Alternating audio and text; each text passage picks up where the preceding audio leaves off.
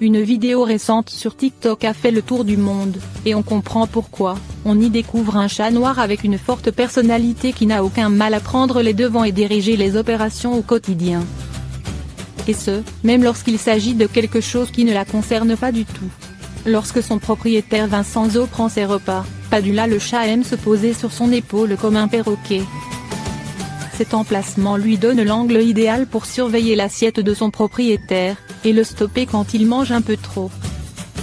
Car lorsque son papa approche la fourchette de sa bouche, Padula donne un gros coup de patte dans la fourchette, faisant ainsi tomber la nourriture par terre et loin de la bouche de Vincenzo.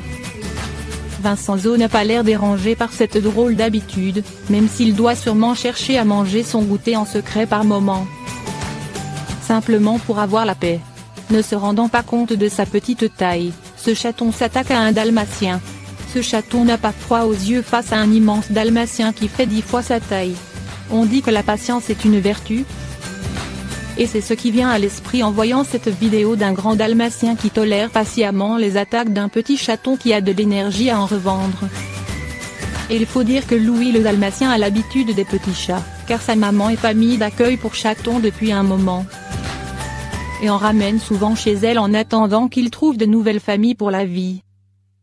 Dans cette vidéo, Louis ne réagit même pas aux attaques de sa petite sœur Cléo, alors qu'il fait 10 fois sa taille. Cléo a clairement confiance en elle et ses capacités de chasseuse.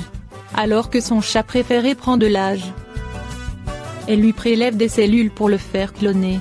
Le clonage d'animaux domestiques reste rare, mais se répand de plus en plus. Une habitante de l'Iowa aux États-Unis a sauté le pas pour pouvoir continuer à faire vivre son chat préféré. De plus en plus de propriétaires d'animaux de compagnie optent pour le clonage pour éviter de devoir dire adieu à leur compagnon à 4 pattes. Dans l'Iowa, aux États-Unis, une propriétaire de chat anonyme a fait cloner son animal, M. Tuft.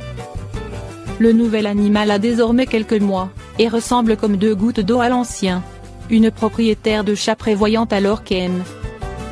Tuft était encore en vie. Sa propriétaire était tentée par l'idée de devoir lui adieu un jour.